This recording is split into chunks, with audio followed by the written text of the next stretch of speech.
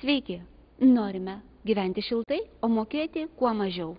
Sakysite, sunkiai suderinami dalykai, bet pasirodo viskas įmanoma, jei investicijos yra pamatuotos ir pasvertos.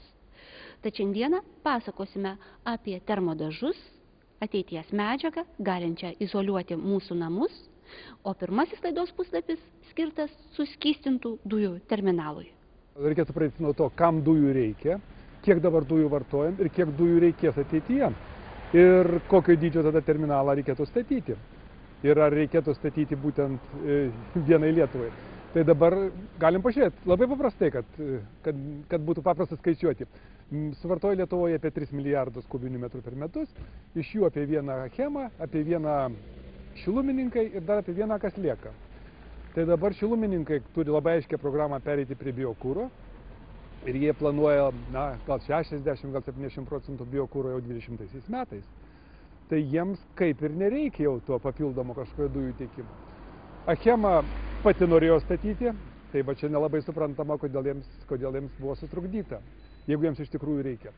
Dabar Achema atrodo, kad mažiau suinteresuota, nes gavo geresnę sutartį. Ekonomistai sako tokį dalyką, kad terminalą apsimoka statyti, jeigu yra poreikis bent 7-8 milijardai kubinių metrų per metus. Tai praktiškai visoms Baltijos šalims vienas.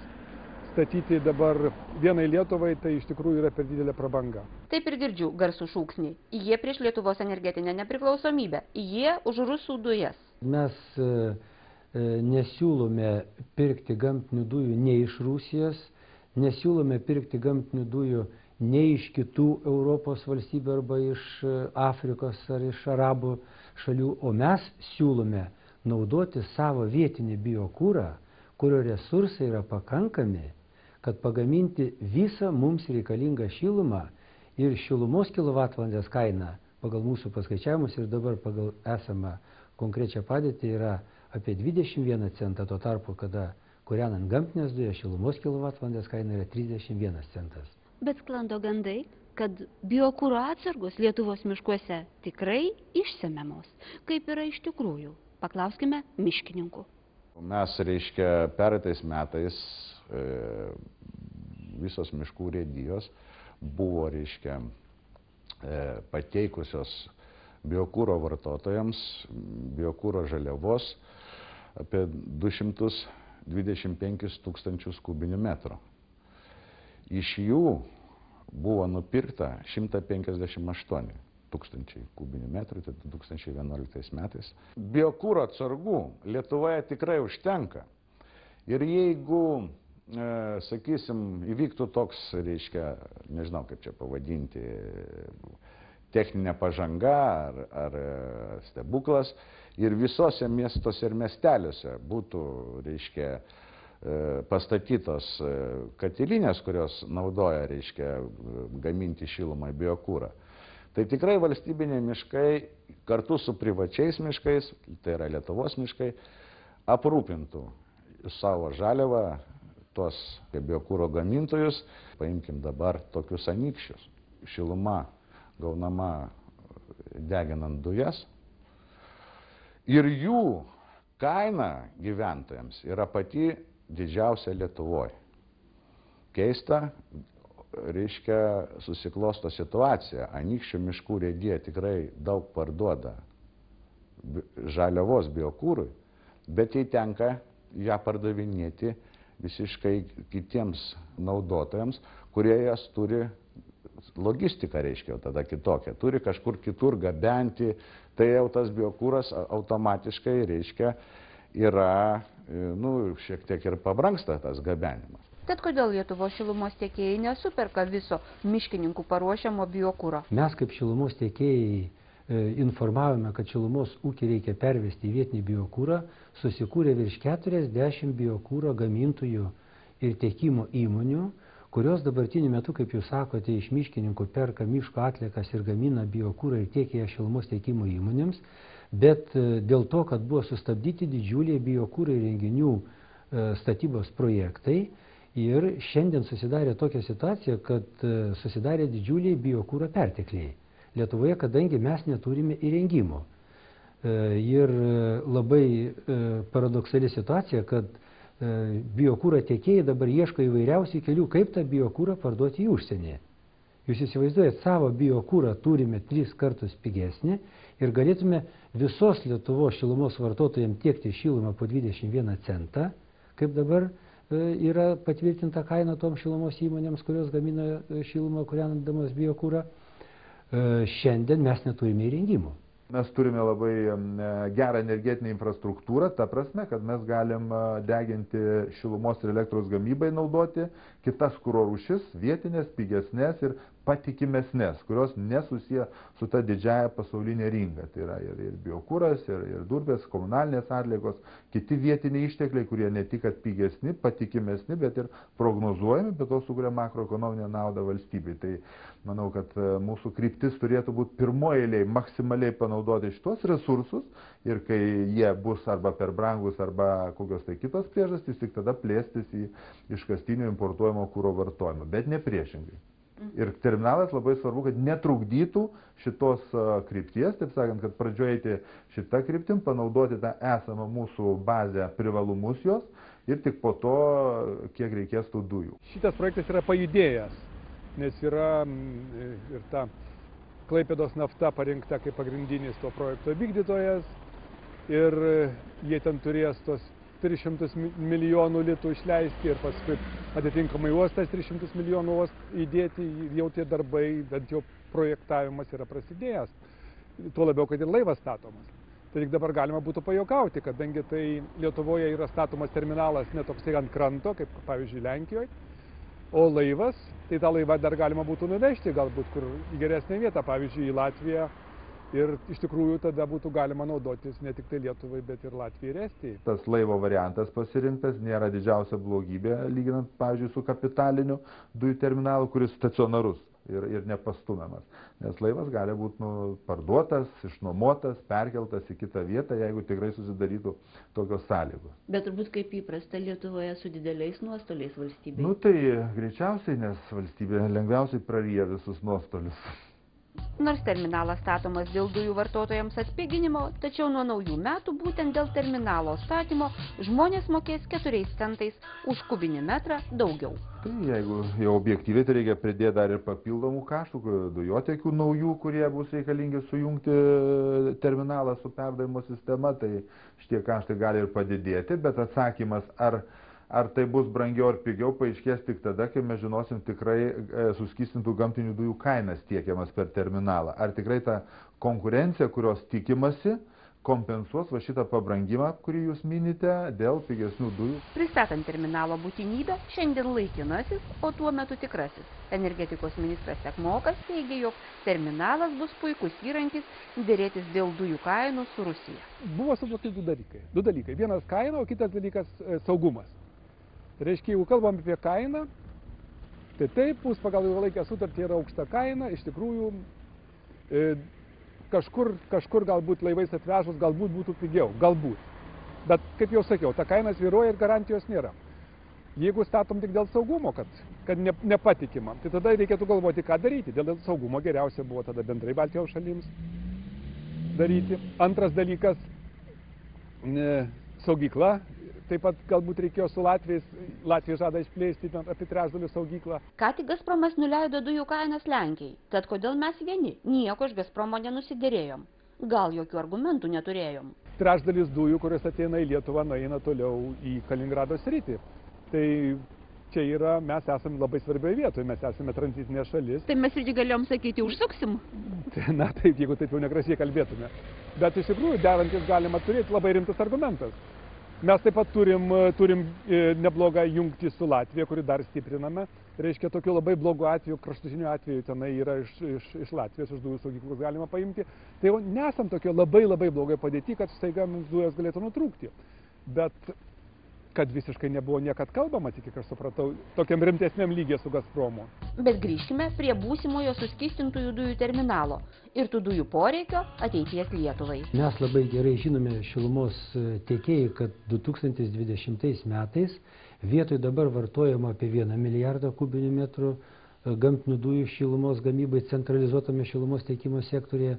2020 metais mes vartosime tik tai apie 120 milijonų kubinių metrų, kadangi didieji įrengimai vienokio ir kitokio būdu bus pervesti į biokūrą. Ir tada kyla klausimas, prie ko čia yra šilumos vartotojai, kurie gali pirkti šilumą mokėdami už šilumos kilovatvalandės kainą 21 centą, dėl ko jie privalo šiandien mokėti už suskystintų gamtinių dujų terminalo statybą Klaipėdoje. Jeigu 20 metais jie nebus šitų suskystintų gamtinių dujų terminalo vartotojai. Ta prasme, kad terminalą gali statyti, bet tegu stato tiems, kuriems iš tikrųjų tada reikės. Tai mes ir sakome, kad jeigu tai yra pramonės įmonės arba ten kiti suinteresuoti asmenys, kurie numato, kad jie vartos didžiulius kiekius gamtinių dujų ir pastačius terminalą jiems kaina gamtinių dujų atpigs, tai jie turėtų ir investuoti į šitą dujų terminalą. O prie ko čia yra šilumos vartotojai? Taigi, kodėl žmonės šiandien turi mokėti už tai, ko ateityje jiems, ko gero visai nereikės? Po trumpos reklaminės pertraukėlės mūsų pasakojimas apie termodažus.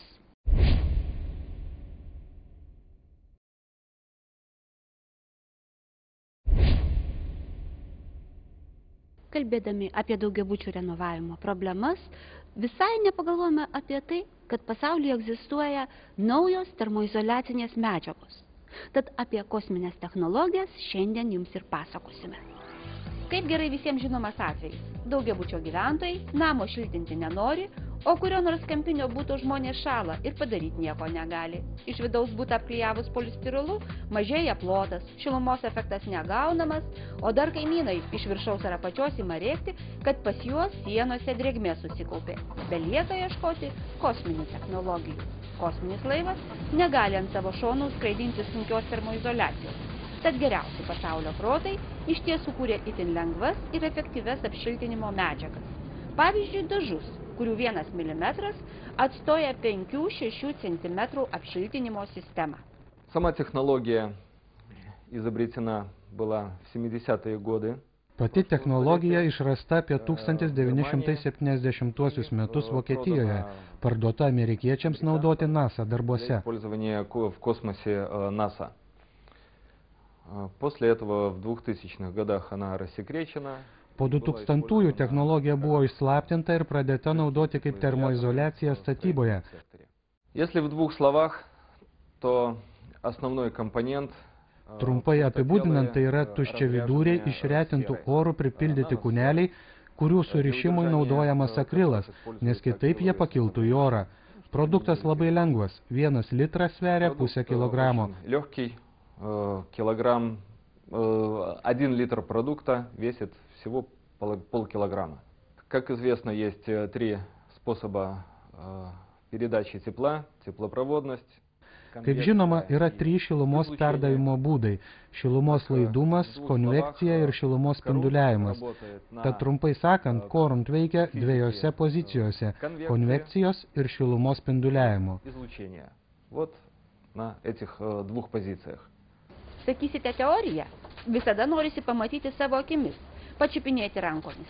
Vilniuje jau yra vietų, kur galima tai padaryti. Atrodo 2 visiškai vienodos sienos, abi gelsvos, abi nelabai senai dažytos, bet pridedame ranką ir matome labai keistą skirtumą. Viena siena yra lyg šilta, o kitoje yra visiška rudeniška drėgmė.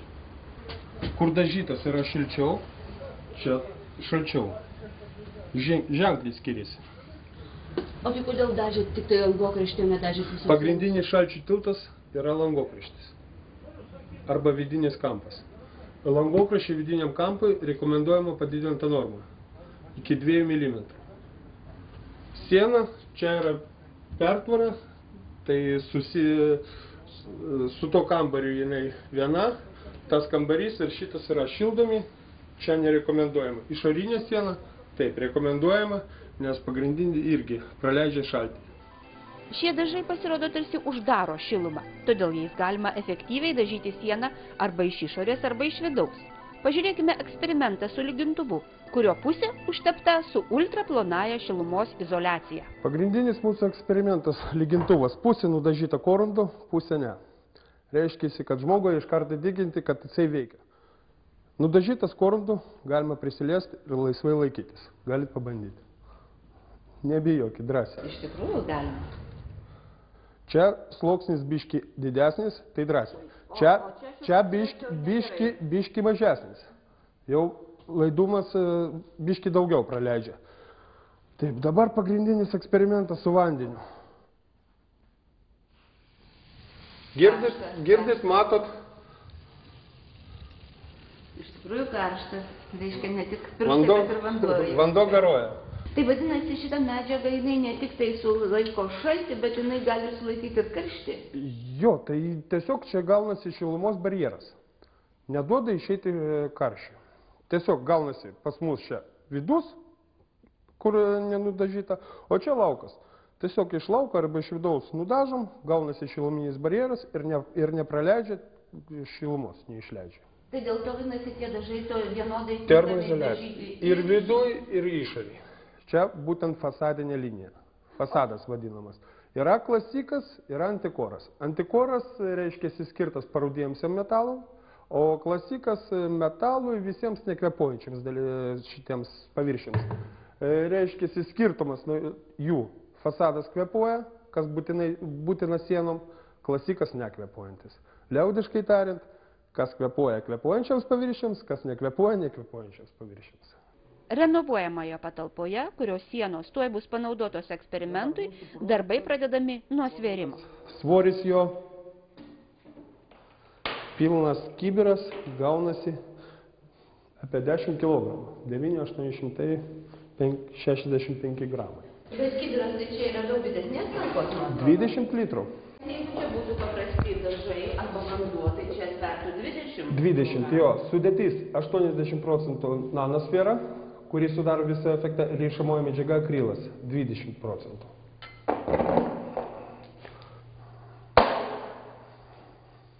Tikrai pilnas kibiras. Jo. Iš vidaus kaip varškė, čia būtent ta kalbėta nanosfera. Maišyti reikėtų, būtent mes naudojam, ką galima įsigyti mūsų parduotuvėse, tokį vadinamą mikserį, plaktuvą. Reiškia, kad nebūtų aštrias briaunas, pagrindinis tokia sąlyga, ir maišyti nedideliom apsukom. O kad nebūtų aštrias briaunas, kad nesukapotų? Tiesiog nesuplaktų nanosferos. Ultraplonoji šilumos izoliacija susideda iš 80% ultraplonasienių keramikinių burbuliukų su išretintų orų viduje, vadinamų nanosferomis, ir 20% labai aukštos kokybės akrilo, surišančio nanosferas. Varškė iš pradžių, po to kaip grėtinė bus. Jo. Tokia gera 30%.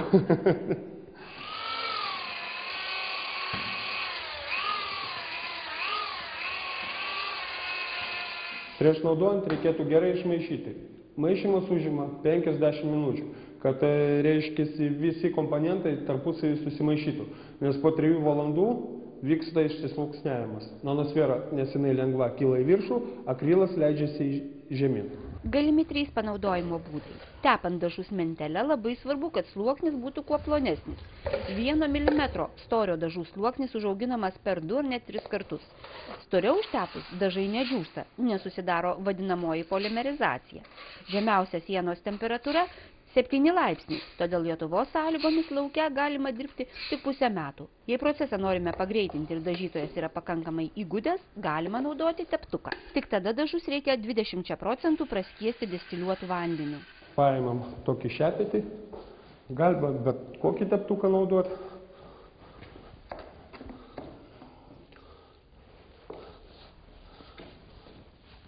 Bet kaip jūs atmatuojate, kaip 1 milimetras?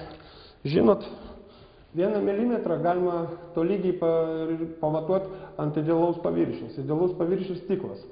Siena niekada negali būti ideali. Ten daugmaž gali būti duobučių visko. Tai daugmaž tiek kvadratų, tiek ir litrų. Nes išeiga 1 litras dengia 1 kvadratinį metrą 1 milimetrų storio. Taip.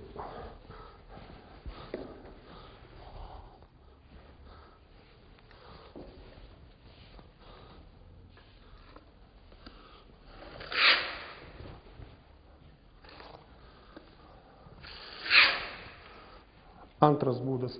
Ir akivaizdžiai matosi, kad čia sluoksnis žymiai storesnis nei čia. Fasadas džiūsta iki milimetro. Čia viena iš sąlygų. Reiškiasi, virš milimetro jeigu bus, tai jisai iš viršaus įdžiūna, vidų lieka šlapias ir medžiaga tiesiog sugadinta. Visus kampus, sienų ir grindų sujungimus reikia nutepti dar papildomą kartą. Tad visi procesai užtrunka pakankamai ilgai. Yra greitesnis būdas – ultraplonosios šilumos izoliacijos purškimas. Čia pagrindinis mūsų darbo įrankis, reiškia pagrindinis Biore dažymo aparato privalumai. Tai kokybė, greitis ir gamintojas rekomenduoja būtent jį. Bet jisai taip turi ir trūkumų. Reiškia, trūkumas padidėjusi išeiga. Visada purškint, išeiga didėja. Dar vienas, kad reikia, jeigu pamatysit, viską pilnai uždegti. Kaip aš prieš tai ir kalbėjau, kad korantas labai kibus, prie kiekvieno daikto kimba. Rekomenduojama viską pilnai uždegti. Durys, šviestuvus, visos interjero detalės. Kokybė žymiai geresnė, jeigu su po mentelės reikėtų išveisti. Na, žinot, tas santykis padidėjusiai, išeigos santykis, reiškia, kad čia į dulkės, rankiniu būdu galima sakyti, jeigu čia būtų ne teptukas, o mentelė, tai reiškia išveitimą, kažkiek tai irgi į sąnaudas išeina. Tai yra dar, kad aparatų rekomenduojama daugmaž nuo 150 kvadratų, nes tik tai užpildyti aparatą naudojimui reikia 2 litrų. Nes jeigu mažas plotas, 20 kvadratų tiesiog neapsimoka. Tik tai užpildyti aparatą reikėtų 2 litrų. O tai aparatas reiškia veikia tokiu principu, kad ima koruntą ir tuo pačiu koruntu sudaro tą slėgį. Slėgis apie 100 barų darbo metu. Štai taip atrodo patalpa po visų tepimo mentele, teptuku ir purškimo darbų. Viena siena dėl dizaino sprendimo dar uždažyta žaliais akrilo dažais. Eksperimentinėje patalpoje dar palikta vieta, kurioje galima įsitikinti, kad temperatūra su izoliacija ir be jos ryškiai skiriasi. Na, o pabaigai dar keli žodžiai apie ultraplonosios šilumos izoliacijos naudojimą pasaulyje. Сначала она производилась в Америке. Iš pradžių ji buvo gaminama tik Amerikoje, po to Rusijoje, Ukrainoje, Japonijoje, Lenkijoje, Vokietijoje. Dabartiniu metu gaminami įvairūs produktai tuščiavidurių nanosferų pagrindų. Данный продукт также высоко оценил мэр города Москвы. Šį produktą gaminama Volgograde aukštai įvertino Rusijos prezidentas bei Maskvos meras ir vyriausybiniu lygiu jis rekomenduotas naudoti valstybiniams objektams, mokykloms, ligoninėms ar šiluminėms trasoms šiltinti. Для решения любых строительных проблем. Gal ateis laikas, kai ir Lietuvos šilumos trasos ar daugiabučiai apsirengs moderniais, plonais ir šiltais kailiniais.